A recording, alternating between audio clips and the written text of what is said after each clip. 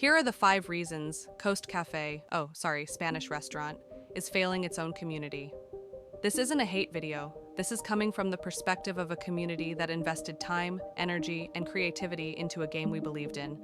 And we're watching it fall apart under the weight of decisions that directly contradict the values it was built on.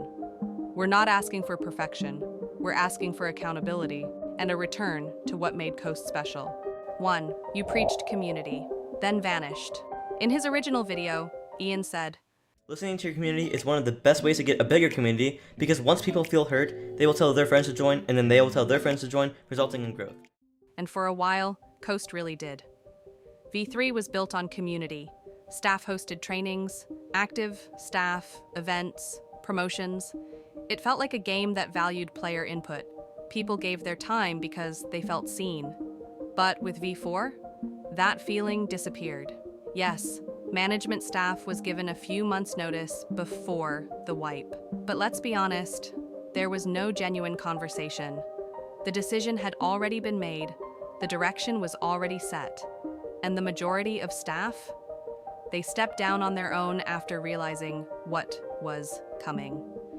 The energy, the culture, the progression, it was all about to be erased. Externally, a feedback form was briefly released to the public, but it was shut down shortly after negative responses started coming in. There was no community follow-up, just a transparency post that claimed to address concerns, but mostly sidestepped them. All it really confirmed was that normal avatars would be re-added.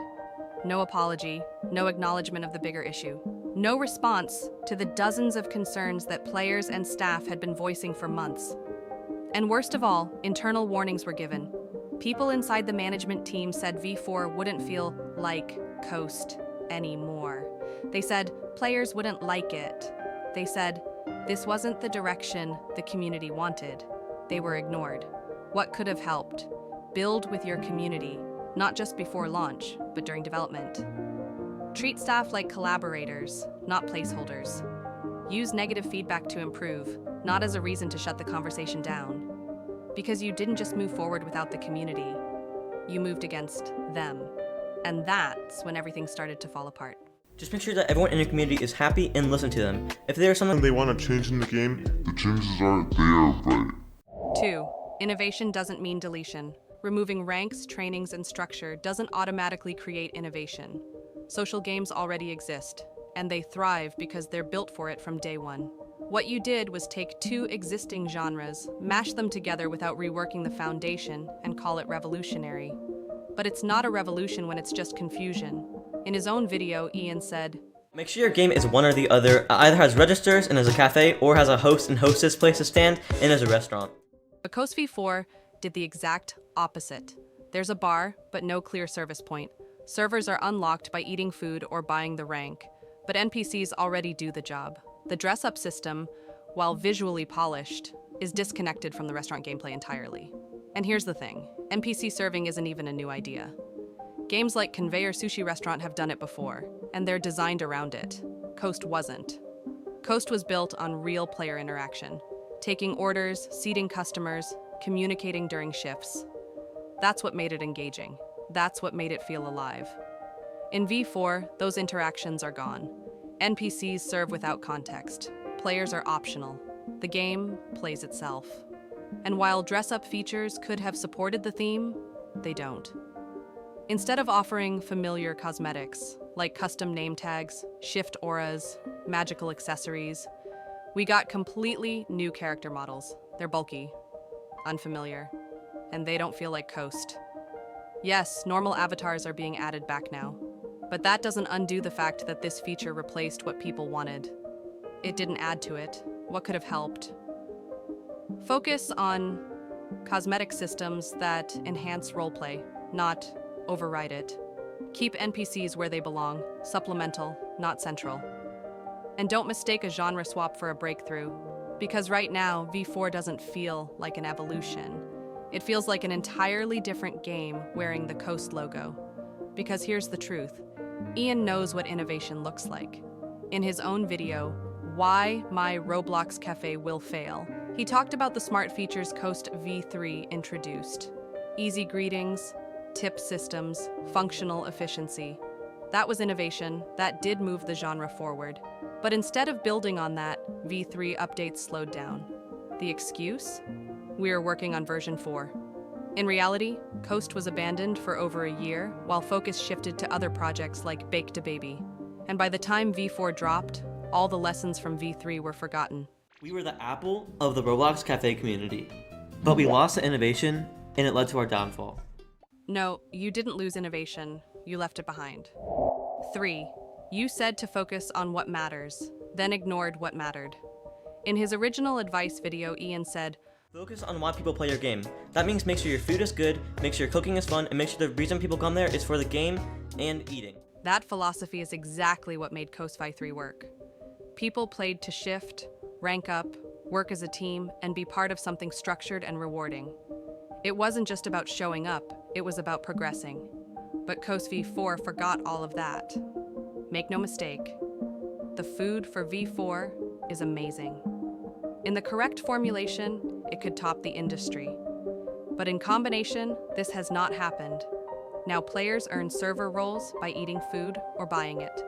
NPCs serve most customers automatically, making player servers optional at best. The cooking system is barely emphasized compared to V3, with dishes which deserve to be screaming because of how amazing they look. The sense of teamwork? Gone. Instead, V4 put all its energy into a full-on dress-up feature, one that's visually polished, but has nothing to do with running a restaurant. The game lost its loop. It lost its purpose. It lost the reason people came. And here's where it really stings. Ian already learned this lesson. In his Why My Roblox Cafe Will Fail video, he openly said, The reason why I failed was because we spent so much time working on stuff that doesn't even fit the concept of the game. So, in short, make sure you focus 100% of your energy on the customer experience and cooking experience. That's not a quote someone forgot. That's a quote someone ignored. Because just a few years later, in the transparency announcement, he calls Coast V4 my master plan to merge popular dress-up features with one of the most uniquely built restaurants Roblox has ever seen. He admits the game didn't take off, but still insists it's a seamless blend of two genres.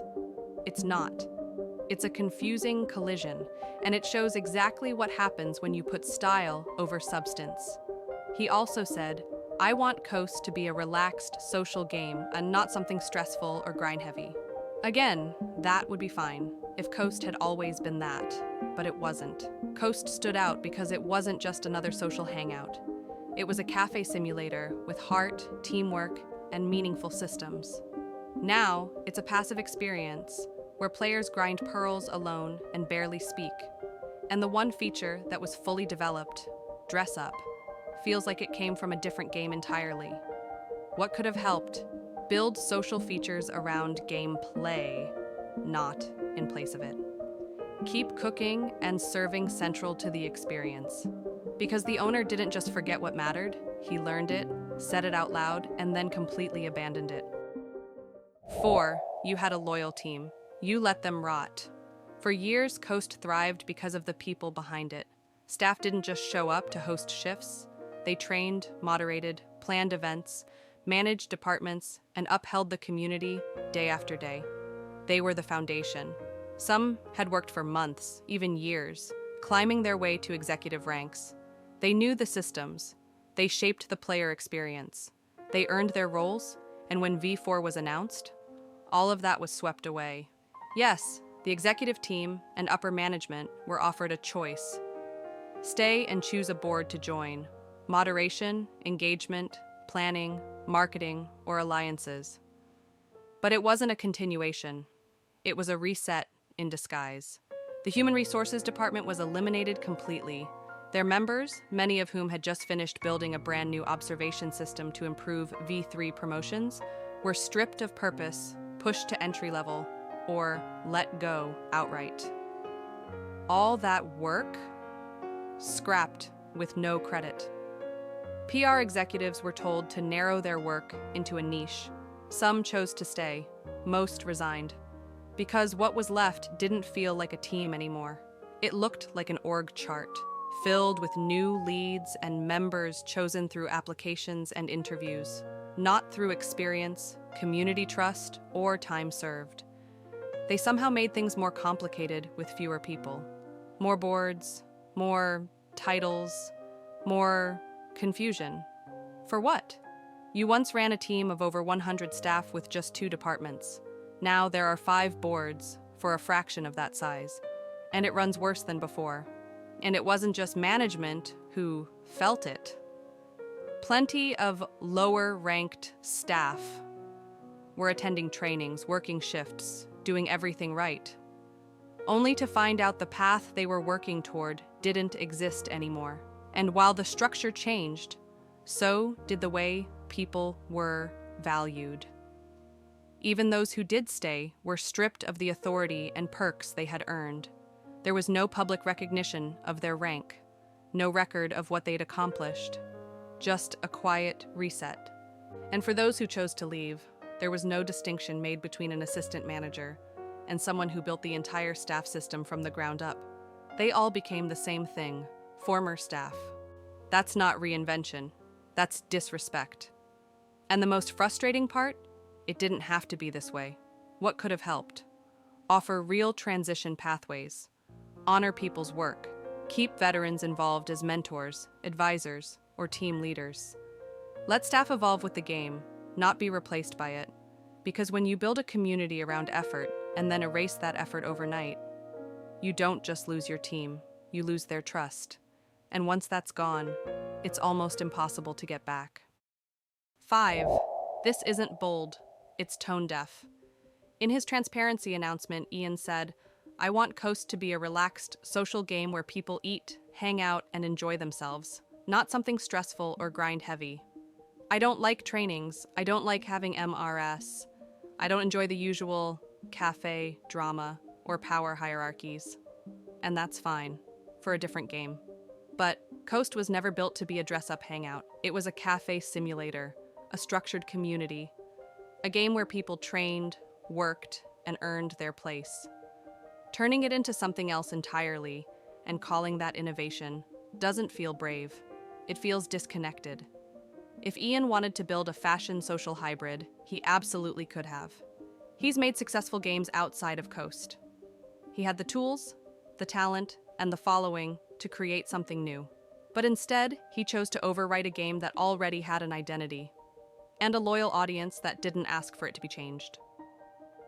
"I want to reshape the cafe genre," he said. But cafe games don't need reshaping. They're still thriving. Kohao, Kakai, Sakura, these games are growing because they know their audience and serve them well. They haven't moved away from structure, they've built on it. Kakai even has sister groups like the 1970s and Maki Salon, 2 very different groups, allied in harmony under the same ownership and different staff teams. This is one example of how this game could have gone. A Spanish-influenced game targeted at people who have an expressed interest in that genre. Coast's interest is in Coast.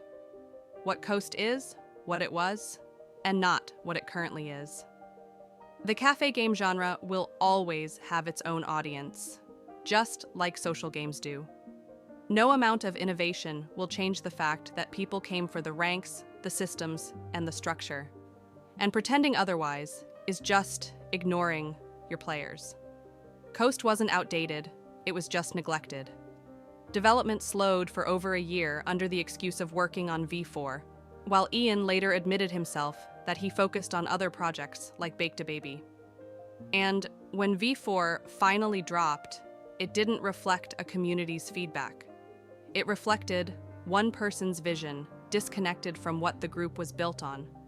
It's not bold to walk away from structure, it's bold to refine it, to make it better, to bring people along for the ride.